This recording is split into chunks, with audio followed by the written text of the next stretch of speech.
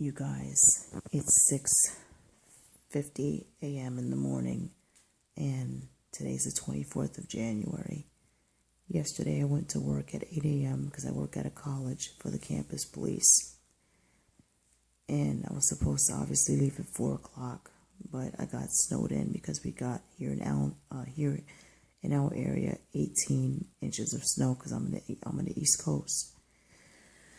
So I had to stay over at the college. I stayed in one of the dorm rooms. It was rough. I asked the father, why was this happening? And I'm in the dorm room right now. I asked why was this happening, and I was told that it's a trial. Now, I had a dream about this storm. I knew a storm was coming to PA. The Lord said it wasn't supposed to affect us, like we weren't supposed to have any power outages, and in all actuality, we wasn't supposed to get this much snow that we got. Well, the prophecy came to pass. We had a snowstorm. There was no power outages, thank God. But we did get a good amount of snow. Now you know that the Lord Jesus Christ can alter things whenever he wants. He can, meaning, he could change prophecies. What I mean is, if God prophesies a storm is coming, which he did to me, he said a storm was coming and there would be no power outages. That prophecy came to pass. He said it wouldn't affect us as much, and it didn't. He said we wouldn't be one of the worst areas hit. We would be the least, and we were. Here in the East Coast, Pennsylvania is one of the least areas that got hit with the snow. Now you might say, well, you got 18 inches on the ground, but we are one of the destinations that got the least amount of snow compared to others that got 3 to 4 feet. So God can also make a situation a trial if he chooses to do so. He could even do that with prophetic events. He will try the righteous and judge the righteous at any time. Even when he gives you a prophecy, he could turn that prophecy into a trial. So a storm, anything can happen in a storm. You could end up waiting. You could end up stranded, and you just got to trust God, like what happened to me. So I did have to go to work today. So me and an individual, because I work for the campus police dispatch, the daytime dispatcher let me take his shift, and he's going to work my second shift today since I'm already here. I'm going to show you something.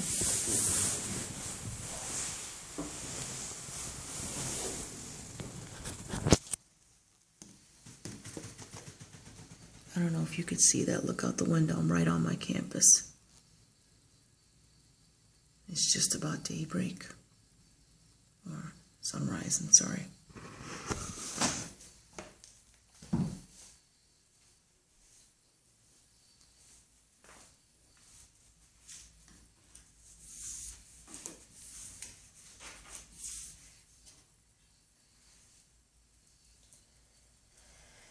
This is the room.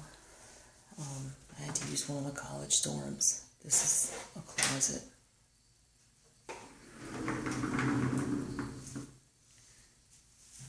This is the bed that I slept in last night.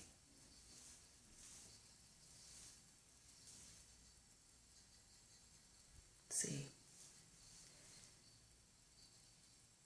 The dresser.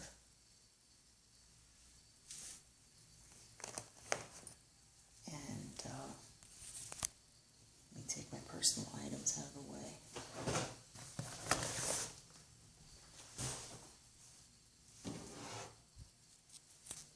This is the desk. I don't know if you could see it. And there's a shelf up there. And there's an AC in the corner. So it's a small room. The bathroom is right down the hall to the left. Has a shower and everything.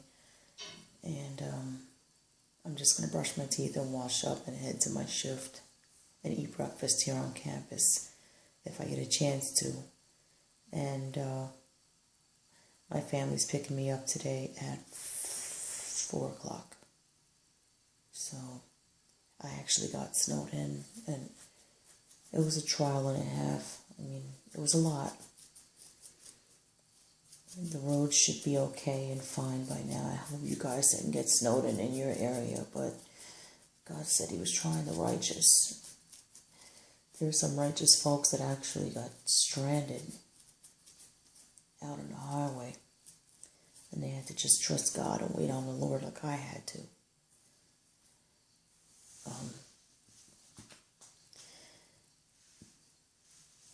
This trial is very important, and that I believe that God was using this trial to truly determine who is of his or not. You know, God is tearing the wheat. Let me say it again. God is separating the wheat from the tares. And I'm never going to forget this trial at all. Ever. It taught me a lot. It taught me how to get closer to my Father. I mean, I was communing more with my Father, and I was in a spot where I had to trust the Father more than ever, and I do. And I've been in situations like this, even worse situations, but this one was, I guess, just as intense. But God provided. Yesterday when I couldn't go home, God made sure I had something to eat because my boss gave the employees on staff dinner, no cost. God made sure that I had shelter over my head, so here I am in a room.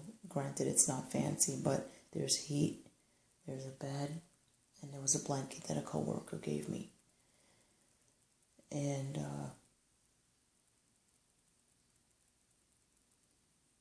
I'm here, I'm alive, I'm well. Praise Jesus for that. I'm headed down to my shift, and I'm going to get ready to go down on my shift. I have an area to charge my cell phone. I'm going to show you that. There's heat in this room. It's warm. And it's just about 7 a.m. And I had to sleep in my clothes, but that's what it is, you know. When I get home, I'll just shower, and that's it. I don't know if you're like me, but I feel comfortable in my own bed. I'll sleep wherever the Lord has me to sleep. So I slept here, and it actually wasn't bad. It was actually just as comfortable as my own bed. But as far as the shower is concerned, the shower here is nice, except it's a big bathroom and it's multiple showers, and I just like my private shower, you know. I don't like taking a shower in front of a lot of people. So I'll just take a shower when I get home. And yeah, this is what happened to me last night. It was quite an adventure. Because when I left my campus, you know, I left my job.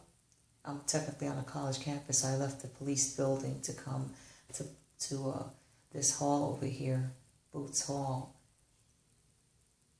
And one of the police officers took me, you know, and we got stuck in the snow. We nearly got stuck, and he had to shovel us out. And then we made it to the building and made it upstairs, went to bed, and here I am getting ready to start my shift. I slept somewhat, probably 6 or 7 hours, probably. I rested in Jesus Christ, really. I don't know you guys. If it was not for God, I don't know where I'd be. I know I wouldn't be here, alive and well. He took care of me. He watched over me. When I needed him the most, he was there. Jesus Christ is God. He is there. I just want you to understand that whenever you are going through something,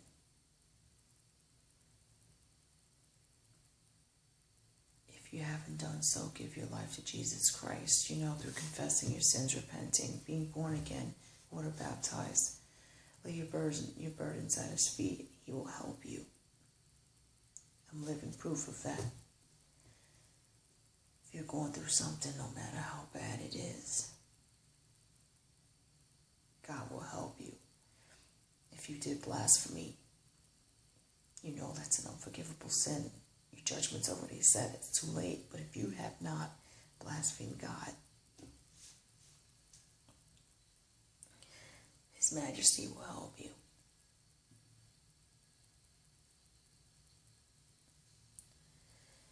So, I hope this message encourages anyone out there. You're going to be tried and tested like never before. Sometimes you will feel like you're over your limits, but you're not, because the Father won't ever put you through a trial that's beyond your limits. He'll only give you as much as you can handle, because always remember that Jesus Christ fights our battles for us.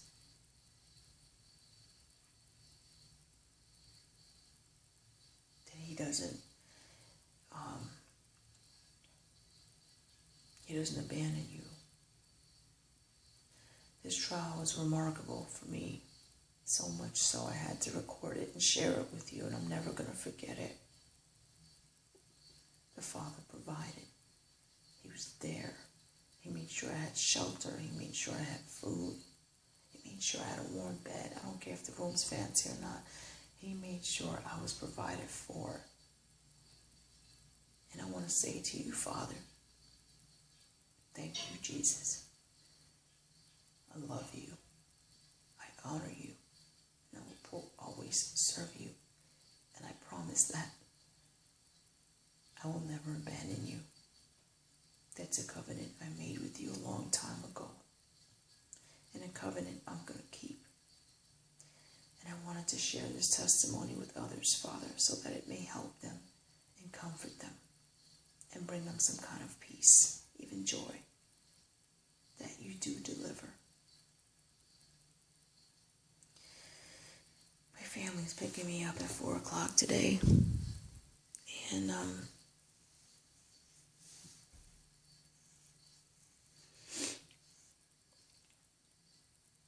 I guess I'll go home, and then I'll come back here to work 4 o'clock tomorrow afternoon. But